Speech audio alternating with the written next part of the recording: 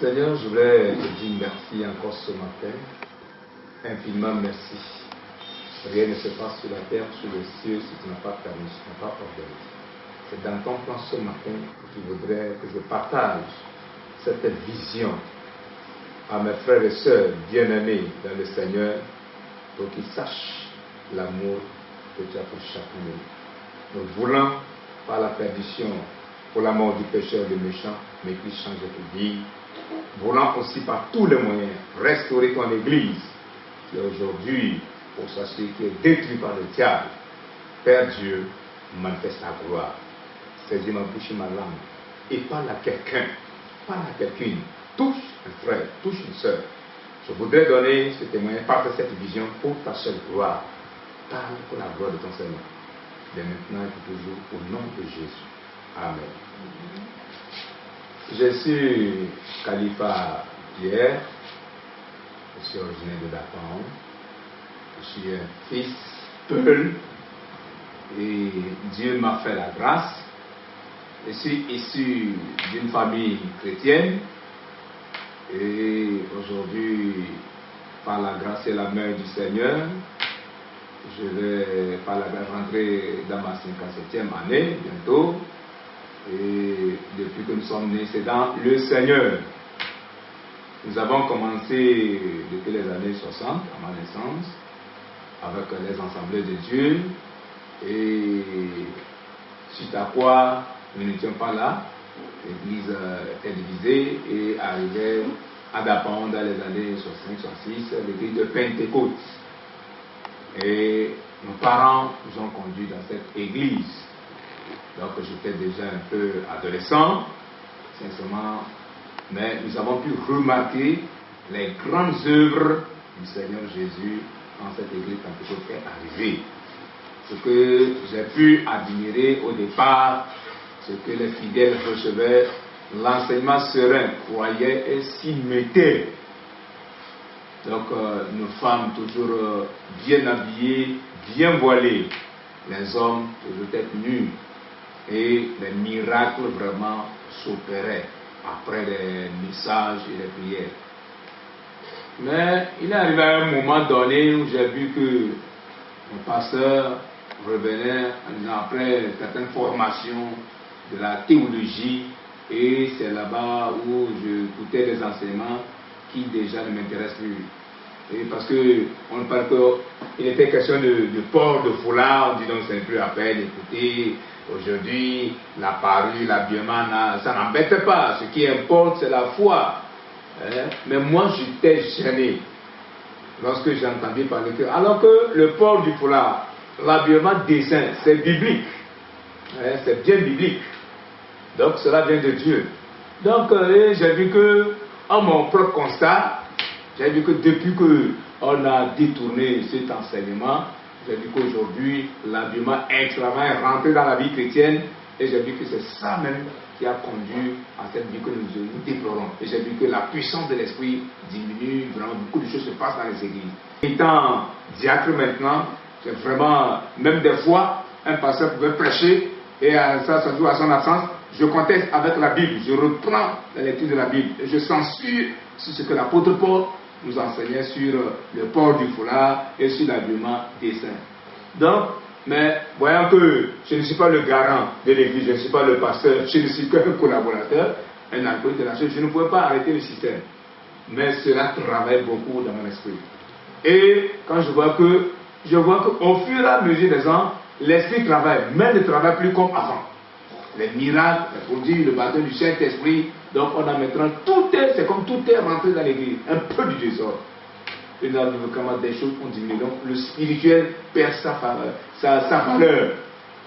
Et coup d'un petit coup, le diable et les esprits prennent l'assaut des églises, ce qui ne fait pas du bien. Donc à un moment, surtout depuis les années, déjà à partir des années 2000 jusqu'à 2010, j'étais touché puisque j'étais déjà mature. Et surtout à partir de 2005 jusqu'ici, j'ai commencé à intercéder, à prier. Je dis, Seigneur, ce que je constate, ce n'est pas bien. Mon Dieu, il y a certaines choses. Quand les choses qui ne te glorifient pas, Seigneur, lève ta main pour que cela soit gommé. Je ne réussissais pas. Donc, j'avais quand même toujours le fardeau là à moi. Et ce fardeau me conduisait a pris depuis si longtemps. Et j'ai constaté, je ne sais pas qu'est-ce qui s'est passé. À la fin de l'année 2015-2016, j'ai reçu une vision à laquelle je ne m'attendais jamais. Et qu'est-ce que la vision disait? Je me suis vu un jour sous un avatar. D'abord, j'ai été invité.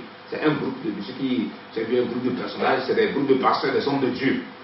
Et quand on m'a invité, on m'a donné un site sous l'appartement qui était avec un grand appartement. Un grand appartement, bien haut et bien large. Et sous cet appartement, il n'y avait que des pasteurs, des grands hommes de Dieu. Mais encore surpris, je n'ai connu aucun de ces grands hommes de Dieu. Mais sous l'appartement, je me posais la question. Il y avait aussi une foule immense. À ma gauche, à la gauche de l'appartement, à la droite de l'appartement, puis devant nous, devant le cortège qui était assis sur l'appartement. Une foule très immense. Et je me disais, est-ce que moi je suis digne d'être... qui m'amène sous l'appartement? Qui suis-je? Pourquoi me mettre aussi sur l'appartement parmi ces grands hommes de Dieu? Autant de questions. Et maintenant, là-bas, me disait, qu'est-ce qui se passe? Donc, l'inspiration que j'avais, où je recevais, l'inspiration que je recevais dans mon esprit, c'est l'église que Dieu est en train de préparer, selon Ézéchiel, chapitre 14. Puisque Dieu disait là-bas que toutes ces brebis abandonnées, les brebis oubliées, les brebis blessées, les brebis qui sont les retrogrades, qui ne viennent plus, Dieu dit qu'à un moment donné, lui-même se lèvera, cherchera les bergers pour eux, et va regrouper ces brebis pour en faire son église. Donc, dans mon inspiration, j'ai cru entendre et j'ai su savoir que là, il était question de... Et puis je me suis posé, l'église serait... Quel serait le nom de l'église? Donc ce que j'ai reçu comme inspiration, ou bien comme voix, c'est l'église du Christ. Donc on faisait que c'est l'église du Christ. Donc, lorsque on m'a montré le site, le siège, et je suis assis, à un moment donné, nous ne savons pas, c'est comme c'est l'esprit qui dirigeait. Donc, ceux-là qui, parmi la foule, ceux qui étaient à gauche, à droite et devant la patame, il y a des grands pasteurs aussi qui étaient là, qui n'étaient pas venus, qui ne sont pas arrivés sur la patame. Donc, ils étaient debout dans la masse comme ça. Et à un moment donné, je vois des grands bishops, des grands pasteurs, les pasteurs de certains ministères, qui sortaient et qui venaient maintenant, l'espace, il y avait un espace au milieu. Et chacun venait dans cet espace face à l'auditoire, c'est-à-dire face à la patame, face au cortège qui est sur la patame, pour témoigner. Et qu'est-ce que j'écoutais certains dire? Donc, ils venaient confesser leurs péchés, leurs manquements. Il y a beaucoup qui regrettaient, beaucoup disaient qu'ils reconnaissent que vraiment, ils ont ouvert l'église. Au départ, Dieu les a confiés bien le ministère, mais par après, ils ont fauché le pas. Et ils veulent vraiment confesser et se repentir, regretter qu'ils sont en train de traîner ce troupeau, pas au paradis, mais à l'enfer. Donc ils demandent à Dieu de le pardonner. Donc beaucoup de pasteurs, beaucoup de grands hommes, mais de différentes dénominations. Après cette confession, ils retournaient dans la foule. Mais après tout, j'ai senti que j'ai eu l'inspiration, puisque je me suis rappelé qu'on a parlé d'un grand réveil. Je dis, mais la patame, donc, la première église que j'ai vue devait se situer entre Sokodé et Kara. Et par après aussi, je vois que c'est comme c'est un transfert, mais c'est toujours spirituel. Tu ne sais pas quand le truc est transféré, mais tu sens que tu es dans une autre zone. Après, tu t'es encore retrouvé entre Mango et Dapao. C'est le même scénario, le même système. Donc la foule est toujours là et les gens venaient toujours confesser et regretter vraiment d'avoir conduit le peuple de Dieu en déroute. Et cette église a continué comme ça. Et je vois que maintenant nous sommes dans notre pays. Et je suis sûr que, parce que le son a duré au moins plus de 2 heures. Donc cela s'est transporté dans beaucoup de pays de l'Afrique. Et par après, et je faisais toujours partie du lot de ceux qui toujours étaient dans la famille. Maintenant, après l'Afrique, je n'ai pas su, seulement maintenant la voix me disait que c'est comme ça. J'ai entendu maintenant dans mes oreilles, c'est comme ça cette église va s'étendre dans le monde entier bientôt. Et quand la voix retentit, donc c'est là où j'ai vu vraiment que la vision est finie. Mais une grande peur m'a pris Et quand je réfléchissais à cela, je dis, mais qu'est-ce qui se passe? Est-ce que c'est moi comme ça que Dieu m'a révélé? Et dit, mais Dieu, tu me révèles. Pourquoi je ne suis pas parmi la foule qui regarde, parmi cette situation, et je suis sous la patente? Dieu qui me veut tout. Autant de questions. Je ne trouvais pas de réponse. Et après tout, donc je revois ce que les hommes ont dit comme témoignage, puisqu'en Côte d'Ivoire ou au Bénin ou quelque part, les hommes ont eu des visions sur l'église, la dernière église, sur le réveil. On disait que le réveil va commencer au Togo et plus particulièrement au nord. J'ai dit, mais Seigneur, c'est là que tu me montres ou quoi? Donc voilà autant de questions, autant de préoccupations. Je ne me retrouvais toujours pas. Et finalement, j'ai mis ça en prière. Et après cette grande vision, donc j'ai commencé à prier Dieu. Je dis, ah Seigneur, si c'est le moment du réveil, parce que je sais qu'aujourd'hui le monde tire à sa fin, Seigneur, manifeste ta gloire. Et pitié de tes brebis qui sont de part et d'autre avant la fin des temps. Donc je disais bien que c'est un songe, c'est pas une vision, c'est un songe. Parce que le truc m'a traîné pendant plus de 2 heures. Je précise là-bas que c'est un songe.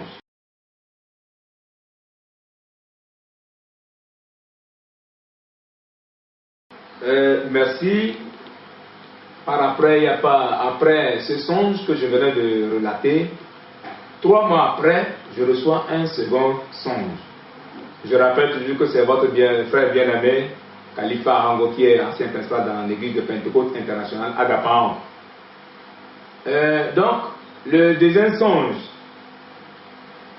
comment s'est-il passé? Je me suis retrouvé dans une ville avec encore un monsieur que je ne connais pas. Et tous nous faisons route. Mais on causait, de quoi nous causions, j'ignorais. Mais on a trouvé que ce chemin est long.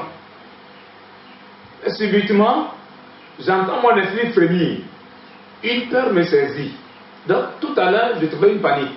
Et j'ai entendu derrière moi une voix. Retourne pour voir. Je retourne derrière. Et qu'est-ce que je vois? Voilà une bête. Une grande bête qui sortait du sol. Comme l'a révélé dans un livre, dans le chapitre des Apocalypses. Une bête immense. Et la bête avait pris la forme d'un poisson. Un grand poisson. Donc, il sortait, d'abord c'est la bouche, et cela évoluait comme ça. La bouche après la tête, le corps suivait. Et maintenant, j'ai plus de peur de panique. Maintenant, nous deux, nous sommes aperçus, la bête poussait derrière nous. La causerie que nous tenons stoppa. Parce que chacun se cherchait. Et c'est par après, la bête sortait, nous marchons, nous retenons pour regarder la bête, puisqu'on cherchait pour voir où passer et échapper. Puisque je n'avais pas au départ, c'est-à-dire de quoi il est question. Mais c'est dans le chemin faisant, maintenant, j'ai entendu une voix, parce que je me posais une question à mon frère intérieur. De quoi il est question? Et c'est là où j'ai reçu encore une inspiration où l'Esprit dit, voici cette bête vient pour dévorer ces chrétiens qui ne tiennent pas, ces chrétiens hypocrites. Donc c'est l'heure de la vengeance. Le diable veut venger. Et je retourne maintenant pour bien l'observer. Si je vais vous donner la grandeur de la bête, elle a occupé, si nous allons prendre les quatre points cardinaux, le nord, le sud, l'est, l'ouest, donc nous marchons, donc nous allons vers côté est. Tout le nord, c'était la grandeur. Ça veut dire que la bête est tellement immense. Du côté du nord, vous ne verrez rien que la bête. Donc ça veut dire que son diamètre allait au-delà de 10 km. Et c'est comme ça, toujours la bête continue de sortir plus immense, plus grande et terrible. Donc nous marchons. Mais finalement, nous marchons, nous courons. Et à un moment donné, la bête est sortie jusqu'à ce qu'il ne restait maintenant presque la queue. Et je dis, mais Dieu, il sort pour dévorer, comment il va se prendre? Et l'esprit dit, attends, quand il sortira, il ne va pas se poser sur la terre. La queue va se fixer dans le sol et il va seulement se pencher et prendre seulement les fidèles, ceux-là qu'il cherche. C'est ce qu'on m'a dit. Donc, à un moment donné, j'ai vu que maintenant, presque tout est sorti. Et je cherche mon second, lui n'est plus avec moi. Il a dit ça. Et c'est là où je me suis mis à courir. Et je me suis mis à prier, Jésus sauve. Sauf que comme maintenant j'ai reçu la voix que cette bête vient pour dévorer, c'est pour attaquer ces chrétiens qui ne tiennent pas, ces chrétiens hypocrites, ces chrétiens pécheurs. Donc tout à l'heure, j'ai commencé à prier, d'abord à prier pour moi et à prier aussi pour mes frères. Je dis, Seigneur, fais quelque chose avant la fin du temps, fais quelque chose avant que cette bête secoue quelqu'un, elle souviens-toi de quelqu'un. Et à un moment donné, je n'ai pas vu où le songe était. Donc, je me dis que c'est coupé comme ça. Je me suis réveillé ce soir avec une grande peur. Jusqu'ici, quand je vous parle, quand je vois l'image de la bête, ça me fait beaucoup peur. Et ça me fait trop peur quand je vois l'image de la bête. J'ai beaucoup peur. Donc, vraiment, après ce songe, je me dis, quand nous prenons la Bible, on dit que vers la fin des temps, le diable va se jeter sur les enfants de Dieu. Et c'est pourquoi la Bible nous parle vraiment, c'est celui qui persévérera qui sera sauvé. Donc j'ai compris que réellement, Dieu ne parle pas en vain. Donc pour cette deuxième révélation, voilà ce que le Seigneur a commandé à révéler. Vraiment pour ces deux cas, je n'ai rien compris. Je dis, mais qu'ici, il faut que Dieu me fasse grâce pour que je puisse avoir des songes pareils. Mes frères et sœurs, vraiment il faut que, comme Dieu m'a donné l'opportunité, je voudrais partager ces songes pour l'édification. Pour que chacun de nous se prépare avant la fin du temps. Et disons que nous sommes arrivés à un moment donné que chaque chrétien marque un arrêt et voit s'il est vraiment apte, si jamais la trompette sonne aujourd'hui. Donc vraiment, nous sommes déjà avertis que chacun prenne ses dispositions. Je remercie Dieu pour ces deux visions et je prie que Dieu me fasse la grâce et que Dieu se souvienne de moi et de toute son église. C'est ma prière. Que le Seigneur vous bénisse, vous qui avez écouté ce partage de songes. Que le Seigneur vous assiste et qu'il continue de vous illuminer. Vraiment, je voulais aussi saisir l'occasion pour exhorter les frères et sœurs dans le Seigneur par rapport à ces révélations que Dieu m'a accordées. Donc, je voudrais déjà, en tant que fils ou fille du royaume, que nous fassions beaucoup attention. Surtout que nous voyons déjà que nous sommes vers la fin des temps. J'exhorte tout un chacun de nous à un dépouillement serein, de revoir notre habillement, de revoir notre conduite, de revoir notre relation avec le Seigneur, de revoir notre zèle, de revoir notre ministère et notre appel. Parce que le Seigneur, ce qu'il a dit, il veillera, il accomplira. Donc que chacun de nous revoie sa foi, revoie sa vie dans le Seigneur, pour que nous ne soyons pas surpris à la fin des temps. Parce que la parole de Dieu, elle est humiliante, elle ne change pas. Donc, Jésus aussi a noté par rapport à, je me rappelle à cette parole de Jésus, qui disait, quand le Fils de l'homme revient, trouvera-t-il la foi? Donc je me suis posé beaucoup de questions. Pourquoi cette bête voulait vraiment attaquer les chrétiens hypocrites? Donc ça veut dire qu'il faut que nous fassions beaucoup attention. Revoyons notre adoration. Donc quelle qu'en soit la dénomination dans laquelle vous servez le Seigneur, ce n'est pas ce qui importe. Votre relation avec le Seigneur. Écoutons le Saint-Esprit. Faisons beaucoup attention avec les enseignements que nous recevons. Parce qu'aujourd'hui, nos aînés, nos dirigeants, nos pasteurs nous enseignent beaucoup de choses. Mais permettons que le Saint-Esprit soit le maître enseignant de notre vie et nous n'allons pas regretter. Donc je voulais nous encourager et que chacun nous demeure dans la prière. Ça importe beaucoup. C'est dans la prière que le Seigneur vraiment nous guidera pour que nous soyons préparés avant la fin du temps. Que le Seigneur vous bénisse.